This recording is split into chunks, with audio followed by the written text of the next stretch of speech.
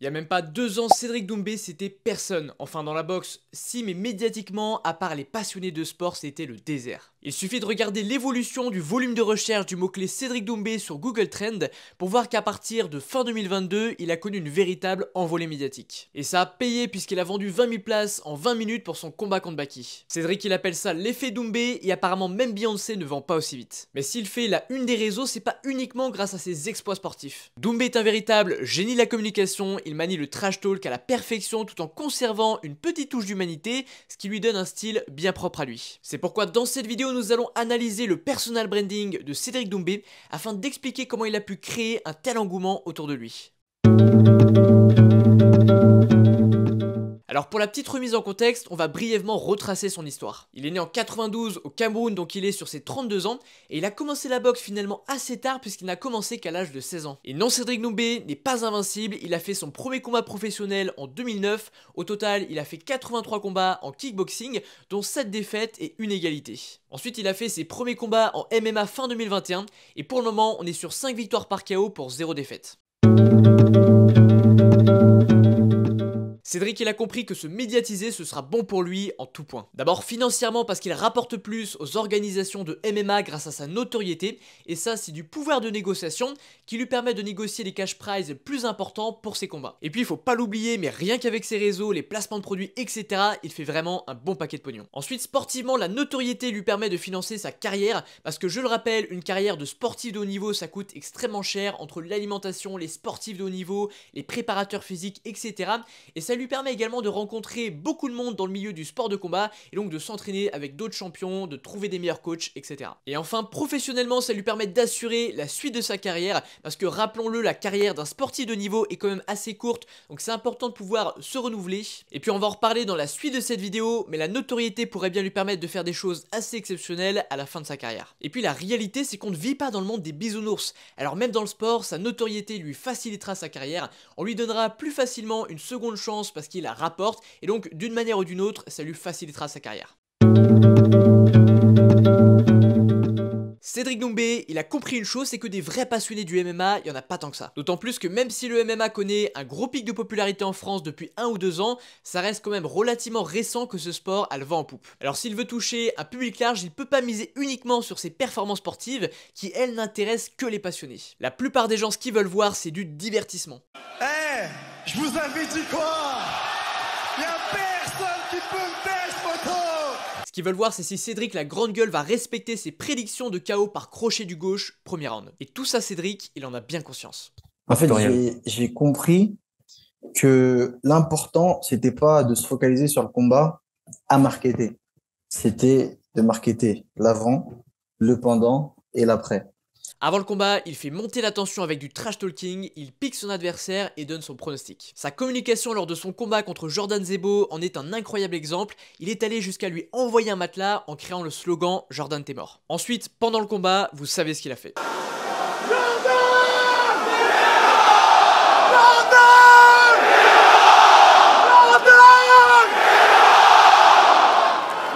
Et puis après le combat, et c'est là qu'on voit qu'il n'est pas une pâle copie d'un McGregor, et bien Cédric Doumbé il a un côté assez humain. Il va encourager son adversaire, il cherche pas à l'enterrer, à l'humilier, au contraire il a appelé sa communauté à ne pas l'humilier sur les réseaux, contrairement à McGregor qui peut en arriver aux mains, qui en arrive à avoir un niveau de haine dans la vraie vie où ça le dépasse complètement le cadre sportif quoi. En bref, il va tellement faire monter la tension qu'on est obligé de regarder ses combats, ses fans veulent le voir assumer et ses haters veulent le voir se faire calmer. Et au final, c'est une opération bien réussie puisqu'il a attiré un paquet de monde qui de base n'était pas spécialement intéressé par le MMA. Mais ça ne s'arrête pas là, Doumbé est également un véritable génie de la communication sur les réseaux, et très honnêtement je pense qu'on peut dire qu'il est pas loin d'être aussi bon en com qu'en boxe. D'abord première chose, il a créé sa propre chaîne YouTube. Alors ça peut paraître banal, mais quand on regarde bien, il y a peu de sportifs qui le font. Il contrôle donc une partie de ce qui le concerne sur les réseaux, ce qui lui donne beaucoup plus de contrôle dans sa communication. Et puis il faut bien comprendre que pour un gars comme Doumbé, c'est extrêmement facile de développer une audience. D'abord parce qu'il était déjà un minimum connu, mais aussi parce que la meilleure façon de créer des contenus intéressants, c'est de soi-même faire des choses intéressantes. Alors c'est sûr qu'en étant 7 fois champion du monde de kickboxing et combattant professionnel en MMA, il a des choses passionnantes à raconter. Mais ça n'est pas la seule raison de son succès sur les réseaux. Doumbé il divise en ayant des propos très tranchés sur les réseaux et ça c'est sans aucun doute l'une des meilleures stratégies pour percer très rapidement. Diviser les gens c'est un moyen de susciter énormément d'engagement car les gens qui vous aiment beaucoup et les gens qui vous détestent beaucoup. Et qu'ils vous aiment ou vous détestent finalement d'un point de vue buzz c'est à peu près la même chose, ça suscite de l'engagement. Ses fans se disputent avec ses haters, ils commentent, les médias en parlent pour surfer sur le buzz, ça lui crée une hype permanente. Et c'est aussi un moyen de créer de l'attente sur lui pendant ses combats. Et ce qui est sûr c'est qu'il sait parfaitement ce qu'il fait et pourquoi il le fait. Bah, la différence, c'est que c'est pas pour rien que je suis là, par exemple, en face de toi, et pas Cyril Gane. Tu vois, c'est justement aussi parce que je suis une personnalité, j'ai une personnalité qui divise. C'est pas pour rien que quand je fais une vidéo, par exemple, YouTube, en 24 heures, elle fait 500 000 vues, alors que Cyril Gane, elle fait, je sais pas, je crois, 30 000 vues en un mois. Tu vois, non, c'est pour ça que j'ai dit, je l'aime, j'aime, ça, j'ai bien commencé. Et c'est doublement efficace parce qu'on assiste à une crise de l'authenticité sur les réseaux. Les gens en ont marre de voir toujours les mêmes types d'influenceurs avec des discours toujours très lisses, des scripts scriptés mot pour mot donc qui font pas très naturel, etc. Alors Doumbé quand il débarque avec son franc-parler ça donne de la fraîcheur sur le marché. Et puis il faut dire aussi qu'il est arrogant mais d'une manière assez authentique, on sent qu'au fond il se prend pas trop au sérieux. Alors certes c'est un compétiteur d'un point de vue sportif, il veut absolument gagner, mais pour le reste on est plutôt sur du chambrage second degré. Bah, le Zénith était plein, donc pour moi c'était gagné aussi. Aujourd'hui, tu pourras remplir plusieurs. Aujourd'hui, je peux en remplir plusieurs. Merci. Respecte-moi.